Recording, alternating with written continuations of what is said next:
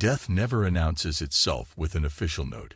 It steals in quietly and tears something out of you. That night, something inside me died, right when she turned around. Except she didn't turn to look at me. She turned, but her eyes were somewhere beyond my shoulder, as if there was a presence there I couldn't see. Something so final in that gesture.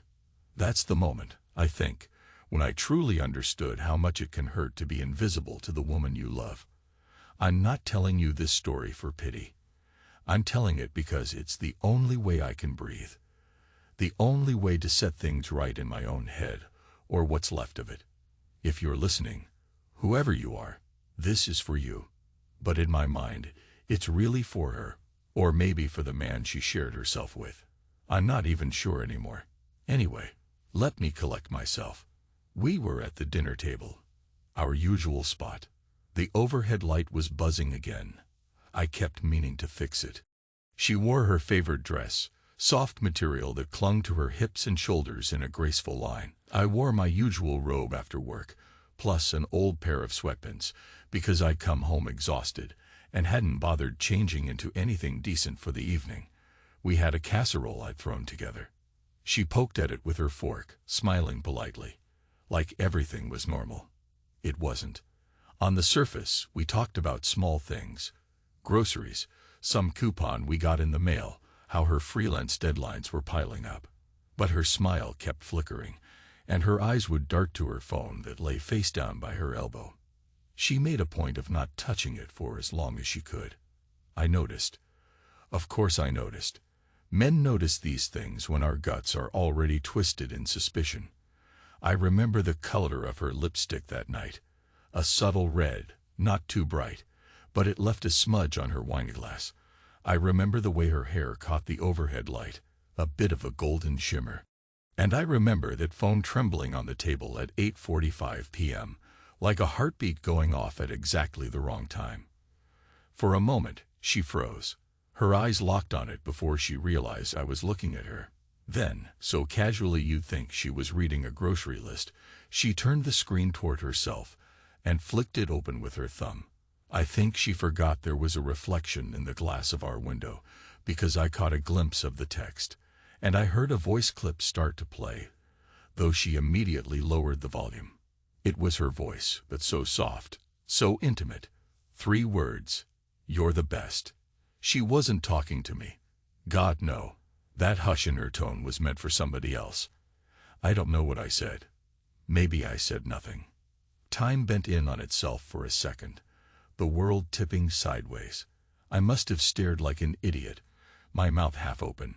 She realized I could hear it, because she tapped the phone's side button so quickly the message cut off. A quiet beep, and then the silence in the room roared. You probably know what that silence feels like. Your heart pounding so loud that you think everyone can hear it. That was me in that moment, trying not to get up and just demand to know who the hell was on that phone. I didn't get up though. That's the cowardice, maybe. Or maybe it was the bizarre sense that a camera was rolling, capturing this meltdown from 100 angles, like some twisted documentary that nobody asked for. Except it wasn't a fantasy.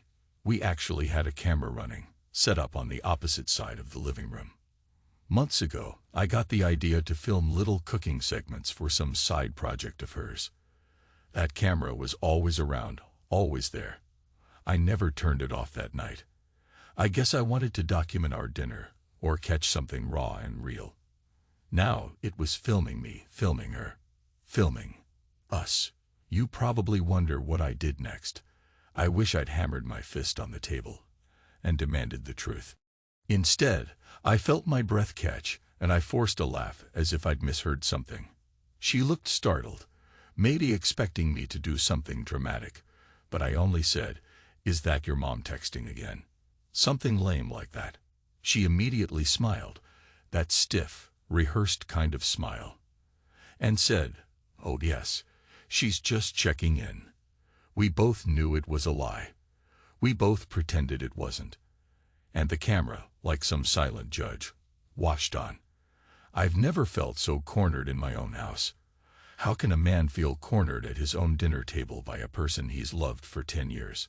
That's the question that kept echoing through my mind as we finished our meal in near silence. Each second, I felt a swirl of panic inside, quickly followed by a wave of anger.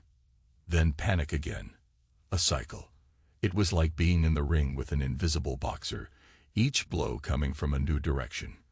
Meanwhile, she tried to keep up appearances, smiling, occasionally glancing at me, sometimes asking if I wanted more wine. But her eyes held distance, fear, and something else. Guilt, maybe. When dinner ended, we cleared the plates together. That was our routine. She rinsed them. I stacked them in the dishwasher. My hands were shaking a bit, but I pressed them onto the damp plates, letting the water scald my skin. It was enough to keep me calm. I had an impulse to ask, "How long?" But I clenched my jaw and kept quiet. Because if I asked that question, then she'd have to answer. And if she answered, I'd have no illusions left. Sometimes illusions are the only thing that stand between a man and the pure, unfiltered agony of betrayal. I guess I wasn't ready to face that black hole. Not yet. So I waited. The next day, and the day after, I didn't confront her directly.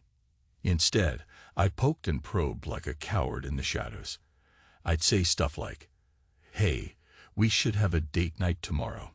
Watch that old movie you love," just to see if she'd recoil. I watched how she held her phone. She was more protective about it than ever, carried it with her from room to room, stuck it in her purse with the screen locked. She'd always been open with me about her phone, leaving it lying around. Not anymore. Now it was her secret. Her lover, in a rectangular piece of metal and glass. I started to see them in my head. At first, it was just a flicker. Her leaning close to some man in a quiet bar, her hair brushing his cheek. But the pictures in my mind became more lurid. Her dress sliding up her thigh in the back seat of his car, his hand trailing up her leg, her nails digging into his arms. All of it was imaginary, but I knew it was real. Don't ask me how. I just did. I'd wake up at odd hours, drenched in sweat, the taste of salt and fury in my mouth. The desire to smash something was overwhelming. Sometimes I laughed out loud at how ridiculous it all was. My own wife stepping out on me. And me so paralyzed. That laughter turned into a kind of black humor. I'd crack jokes to myself in the mirror. "Congratulations, buddy," I'd say. "You're the best among those who failed. Pathetic, I know. But you need to understand." I was drowning in shame. Admitting I was being cheated on felt like admitting I was less of a man. So instead of confronting her, I sank deeper into a quiet, gnawing obsession. I toyed with the camera a few nights, repositioning it in corners so that it might pick up new angles. I had this cunning thought. If I left the camera rolling in unsuspecting places, maybe I'd catch her texting him, or calling him. Something to confirm my suspicion. But she was clever. Always found a corner of the house or a moment away from the lens. Maybe she understood how badly I wanted that proof, and she wasn't going to give it to me. Eventually, my tension broke. It was a Thursday evening. I poured 2 glasses of whiskey and set them on the table, telling her I wanted to talk. "Just talk," I said. "Can we do that?" She gave me a guarded look but sat down anyway. I remember every detail of how she looked. Her hair in a loose bun, her cheeks slightly flushed, and that cautious half-smile that told me she was bracing for the worst. I asked how her freelance work was going. She answered politely, sipping the whiskey, not meeting my eyes. Then I asked about her phone. That question dropped between us like a grenade with the pin pulled out. For a moment, she froze. Then she gave me a careful, "What about my phone?" I forced a casual shrug. "You've been extra protective of it, just making sure everything's okay." She tried to laugh it off. "I've just been stressed. Clients keep calling me at weird hours. Didn't want them interrupting our time together." She said it so smoothly, I almost believed her. But we both knew the truth. The conversation fizzled. It was an anticlimax. I finished my whiskey and said nothing else, letting her slip away to the bedroom. I could sense her relief. She thought I was just suspicious, but not enough to force a confrontation. And maybe she was right, for that moment, because I still wasn't ready to see my illusions disintegrate. That weekend, though, everything cracked open. We were invited to a small get-together at a friend's house, one of those casual gatherings with barbecue in the backyard. I insisted we go together, even though she seemed oddly hesitant.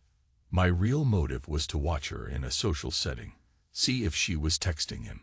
I guess I wanted a chance to observe her from a distance, so we went. It was hot, sticky summer air. The smell of grilled meat and cheap beer hung around the yard. People were chatting, laughing. She put on a friendly face, smiling at everyone, sipping her cocktail. But I caught her in the corner, phone in hand, her thumbs tapping quickly. She kept glancing around, making sure nobody was looking. I watched from across the yard, feeling my pulse hammer in my ears. My hand tightened around the soda can I was holding, crushing it slightly. That's when I noticed a tall figure slip around the side of the house, phone in hand too. A man with broad shoulders and a certain confident stride that screamed, "I get what I want." He was wearing a crisp, short-sleeved shirt and nice jeans. He had that self-assured air, like he never doubted his place in the world. My guts twisted. I couldn't prove anything yet, but something told me that was him. I recognized a certain tension in the line of her body as she read something on her phone. Then she looked up at the crowd, scanning. When her gaze found him, it was like static electricity sparked between them, even across the group of people. Her lips parted slightly, and for a second, I could see her heart was in her throat. Then she quickly looked away. But it was too late. I saw everything I needed to see. I said nothing. Not there. Not then. But inside, I was screaming. I kept up the polite facade, greeted old friends, tried to joke around. But every time I looked for her, I found him in the background, or I saw them trading quick glances. Once they nearly ended up in the same hallway to the bathroom, alone. I watched them from the corner. She must have realized how close they were to me or someone else noticing, because she turned around and hurried back toward the living room, avoiding him. Something sinister inside me began to form, the black kernel of rage. I wanted to humiliate them, lash out, expose this betrayal in front of everyone. My mind conjured up insane scenarios, grabbing a microphone and announcing to the whole party, "Hey, want to see who my wife's hooking up with behind my back?" But I didn't do it. Instead, I decided to fight with cunning. Quiet cunning. That's what I did the next day and the day after. I manipulated her. I planted small traps, asked pointed questions. "Hey, my friend from Texas said he might come to town. He's in it." I'd say innocently, "What do you think about that?" Or I'd talk about the new data management software at my workplace, see if she lit up in recognition. She didn't betray herself. She was a good liar, or maybe just a frightened one, trying to keep her secrets locked tight. But each time I pressed, I saw a flicker in her eyes that told me she was thinking of him, his job, his face, the messages he sent. She laughed nervously, called me paranoid. She tried to act like I was being silly. I started pushing her into situations that felt cruel even as I did it. For instance, one day I insisted we record a cooking video together for her side project, the one that had started our camera habit in the first place. "Shimon," I said in my best excited voice, "let's show the folks how we make that fancy pasta sauce you love." She seemed reluctant, but I set up the camera, turned on the bright lights in the kitchen, and forced her to stand there, smile, and talk about how we were a happy couple. Inside, I seethed. She pretended so well, stirring the sauce, tasting it from the spoon, leaning her head on my shoulder for the shot. That closeness was an act, a performance. I knew it. The camera was rolling, capturing her fake smiles, and it also captured the moment her phone vibrated on the countertop with a text from him. Though the camera probably only recorded the beep, not the name lighting up the screen. I could see the panic in her eyes when she felt it buzz. She tried to hide it, brushing it off with a forced giggle. "Oops, That's just my client again. I almost laughed at how pathetic it was. That's where the black humor started creeping in. The more she tried to keep her secrets, the more comedic it all felt to me. Like we were starring in a dark sitcom. Husband knows. Wife pretends. Everybody fakes a grin while the audience sees the truth. Cue laughter. Finally, late one night, I scrolled through her phone while she was in the shower. Yes, I know how that sounds. Desperate, shameful. And it was. I had a million justifications in my head about how I had the right to know, how she'd forced me to become a spy. But the reality is, I was prying into her private world. That's a special kind of self-inflicted wound, to see, in black and white text, the proof that you're not enough for her. Because there it was, all the messages, the photos, nothing fully explicit, but enough to make me sick. The voice notes she'd sent him. The very words she once used to whisper into my ear, typed out for him. They had jokes about me, calling me dull, naive, a safe option. She'd said he was the best in ways she'd never said to me. My vision blurred, my throat went dry. I could hardly think. One snippet stood out. It's all so easy with you. He never excites me like this. Funny how a few lines of text can break the last piece of your self-esteem. A hatred rose up in me, stronger than anything I'd felt before. But also, underneath it all, a weird clarity. I realized I was done playing the clueless husband. I was done letting this fester. The black humor in my head told me, hey, might as well enjoy the show now. Because I wanted revenge, not in a flashy way, not to make a big scene. But something deeper, something final. I confronted her the next evening. But not in the usual sense of shouting and cursing. I set up the camera in our living room under the guise of testing a new lens or angle for her supposed side project. Then I asked her to join me on the couch. She had that weary look on her face. Maybe she suspected something. I turned on the camera, made sure it was recording, and sat down beside her. I want you to watch something, I said quietly, holding my phone. It's a video clip. She looked at me with confusion. Then, in a slow, deliberate motion, I played one of her own voice notes. The one she'd sent to him. You're the best. You're everything. Her mouth fell open. She tried to snatch the phone away. But I closed my hand around it. Don't, I said. Let me hear it all. Her voice, so intimate, so breathy, filled our living room, echoing off the walls. Hearing it again made me sick, but I forced myself to remain calm. The camera was capturing her reaction. The guilt, the horror, the realization that I knew everything. She turned to me, tears in her eyes. Let's talk about this in private. Turn off the camera. Please. I felt something cold settle into my bones. A part of me wanted to break down and cry, to rage, to demand to know why. But the part of me that spoke stayed calm. No, I said. We talk now. On the record. You'll give me your truth. Right here. She looked like a cornered animal. She tried to reach for the camera. I blocked her hand. Then I said, it's only me, you, and the truth. Tell me who he is. Tell me how long. Tell me everything. It all came pouring out, though not in tidy order. She sobbed and stammered. She tried to justify it, said she never intended to hurt me, but she felt trapped in a routine. She needed excitement. She needed passion. She claimed it just happened, as if an affair was some random weather event. I let her talk, occasionally prodding her with questions to keep it going. Where do you meet him? When did it start? She admitted they'd been together for several months, sneaking around under the pretext of her freelance meetings.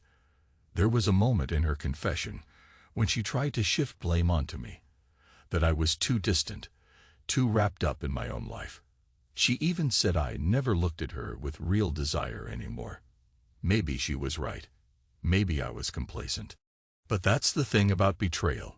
You can come up with 1,000 reasons, 1,000 justifications, but it never erases that fundamental breach. Something irreparable breaks inside a marriage when one partner chooses to lie. time after time. At some point, I realized the camera had been filming for over an hour. She was crying softly, hugging her knees on the couch, the mascara smudging beneath her eyes. Her hair had fallen out of its clip. She looked shattered. I stared at her, searching for any spark of the woman I once loved. Couldn't find it. All I saw was regret, and maybe some leftover affection that was too little, too late. I told her I wanted her to leave, to pack a bag and go to a friend's place. She looked up, panicked. "But this is our home," she said. I answered with a flat tone, "Not anymore." My voice sounded alien, even to me. It was that dryness, that calm that feels more frightening than rage. "Go," I said again. "Don't come back until you can give me a reason to even look at you without hatred." She hesitated, her lips trembling. For a moment, she put her hand on mine. I jerked away like her touch burned. Then she stood, went to the bedroom, and began packing. I turned off the camera. The final image it recorded was my face, stiff and expressionless. If you look closely, you might notice a single tear in my left eye. Or maybe the lighting was bad. I'm not sure. You'd think that was the end. But no, the real end, my revenge, came after. Because revenge isn't about a single explosive act. It's a release of everything you've carried inside. For me, it meant letting go of all the illusions, but also punishing her in a subtle way she'd never forget. You see, she needed me to keep her secret. She needed me not to humiliate her publicly. She was terrified that her affair would become gossip among our friends and families, or that I'd confront the other man in some messy confrontation. Instead, I let her sweat. For weeks, I acted unpredictably. I'd come home with a stony silence, ignoring her calls. She slept in the guest room after returning. Yes, I allowed her back in, but only physically. She tried to fix things, cooking, cleaning, begging for a second chance. I stayed polite, cold, made dark jokes about our wonderful marriage. She would flinch every time I joked about stepping out to see a female friend, though I had no such friend. The black humor poured out of me. "Oh, sorry, hon, I forgot to mention it's an old fling. You know how these things are. They just happen." Each line was a twisted blade. She tried to endure it, but I saw the shame in her eyes. Meanwhile, I recorded all of it. Every conversation, every argument. I used that same camera. In the beginning, she hated it. Tried to get me to stop, but I told her that was the only way I'd consider letting her stay. By living under the lens, so to speak. Letting me see everything. Maybe that sounds demented. I don't care. It gave me a sense of control when everything else had slipped away. Eventually, I discovered who the man was. His name, job, everything. She admitted it after a final argument. "He's not a bad guy," she said in a trembling voice, as if that would help. That made me laugh. "No," I said, "I'm sure he's a real prince, but I didn't track him down or threaten him." Why? Because I realized something crucial. He wasn't the root of my pain. She was. He was just the symptom. If it hadn't been him, it would have been someone else. So I didn't waste my energy on him. My fight was with her, or maybe with the ghost of who she used to be. You might ask, what's the point? Did you want to keep the marriage alive? No. I wanted to watch her squirm in that limbo, to see her realize how thoroughly she destroyed the bond we had. I wanted her to know that every day she stayed under my roof was an act of charity from me. I realize how twisted that is, but in the wake of betrayal, men sometimes do twisted things. That state of Cold War lasted for weeks. Our interactions were minimal. The house felt like an icebox. She cried a lot, alone in the guest room, or sometimes quietly over the sink when she thought I wasn't around. I'd see the puffy redness in her eyes. She tried to hold my hand once or twice. I pulled away each time, murmuring something sarcastic like, "No thanks, I'm not the best among those you've had, right?" She'd wince and retreat. That was my black humor. It was my armor. Until the day the truth came out. Not the superficial truth of who and when. No, the deeper truth, that she was desperate for me to punish her, to do something decisive, because the waiting was killing her. And that's what I did in the end, something decisive. One evening, I sat her down. Same couch, same camera rolling. She was trembling, probably expecting me to say we were through, that I'd file for divorce, or that I'd do something worse. Instead, I told her calmly, "You said you were unhappy, that I didn't excite you. You said you needed passion." Her eyes were on the floor. She nodded slowly. "I'm giving you your freedom," I said.